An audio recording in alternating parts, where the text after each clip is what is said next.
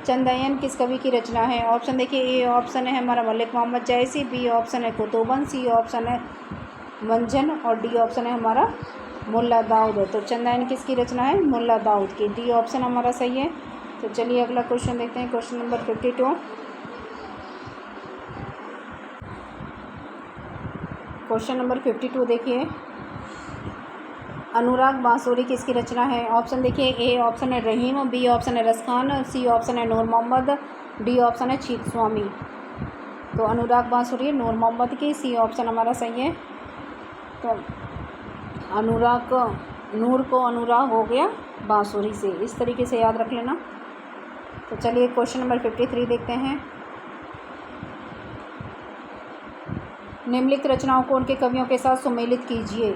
ए हंसावली Kutuban, B Chandayan Ishwardas, Satyavati कवि साहित्य मृगावती मुल्ला दाऊद और पांचवा ऑप्शन दे रखा उस्मान।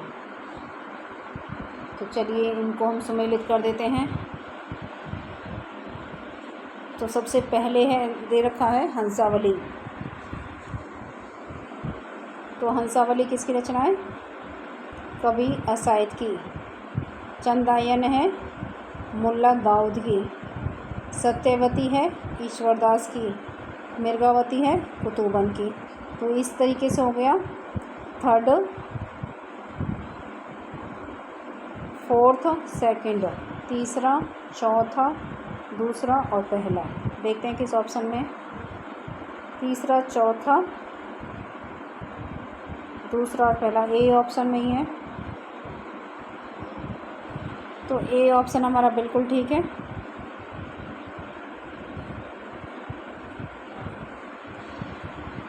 तो चलिए आगे बढ़ते हैं, क्वेश्चन नंबर 54। सूफी काव्य का उद्देश्य है? ए ऑप्शन है हमारा प्रेम निरूपण, बी ऑप्शन है काव्य शास्त्र निरूपण, सी ऑप्शन है इस्लाम धर्म का प्रचार, डी ऑप्शन है राष्ट्रीय चेतना।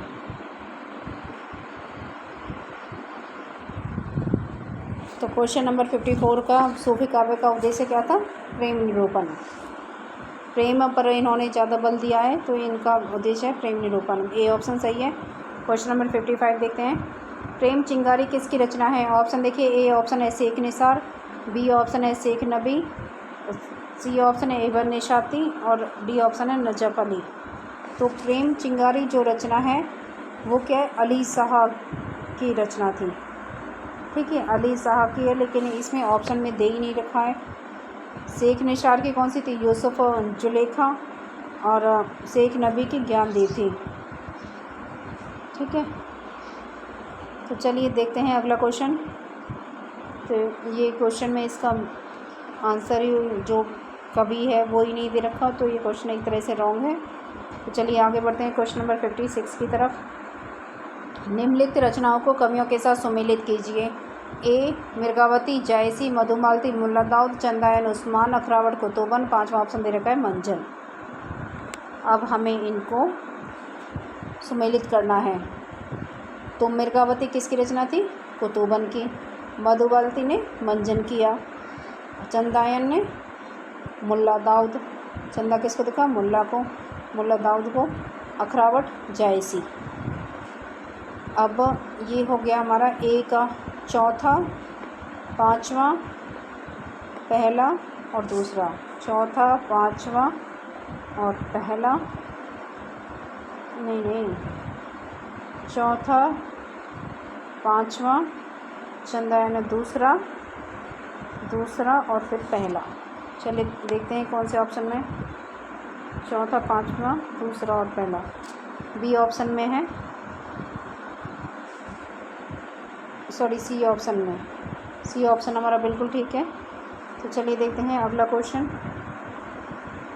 Question number 57। जायसी ने अपनी किस कृति में क़यामत का वर्णन किया है? ऑप्शन देखिए, ए ऑप्शन है मसलनामा, बी ऑप्शन है अखरावट, सी ऑप्शन है आखिरी कलाम, डी ऑप्शन है कहरनामा। तो क़यामत का वर्णन किस में किया गया है? आखिरी कलाम रचना में। तो चलिए देखते हैं नेक्स्ट क्वेश्चन, क्वेश्चन नंबर 58। अच्छा, इसे और देख लेते हैं एक बार। आखिरी कलाम में क़यामत का वर्णन किया गया और मुग़ल बादशाह, कौन से मुग़ल बादशाह की प्रशंसा की उन्होंने? बाबर की। और अखरावट वर्णमाला के एक एक अक्षर को लेकर सिद्धांत संबंधी तत्वों से भरी हुई क्या है? चौपाई है। कहरनामा आध्यात्मिक विवाह का वर्णन है, यह कहरवा शैली में लिखा गया है। मसलनामा ईश्वर भक्ति के प्रति प्रेम निवेदन है। ठीक है, इनमें से भी क्वेश्चन पूछ लिया जाता है। अब आते हैं हम क्वेश्चन नंबर 58। हुजवेरी के अनुसार फना का अर्थ है, ऑप्शन देखिए, ए ऑप्शन जीवात्मा के शरीर का नाश, बी ऑप्शन है जीवात्मा का परमात्मा में विलय, सी ऑप्शन है किसी वस्तु की अपूर्णता का ज्ञान और उसे पाने की इच्छा से विरत होना, डी ऑप्शन है व्यक्ति के अस्तित्व, स्वरूप और गुण का विनाश।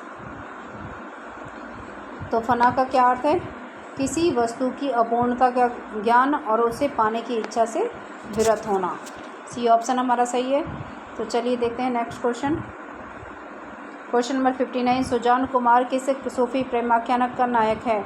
ऑप्शन देखिए, ए ऑप्शन है मधुमालती, बी ऑप्शन है चित्रावली, सी ऑप्शन है इंद्रावती, डी ऑप्शन है हंस जवाहिर। तो सुजान कुमार किसके थे? चित्रावली के नायक थे। बी ऑप्शन हमारा सही है। Question number 60।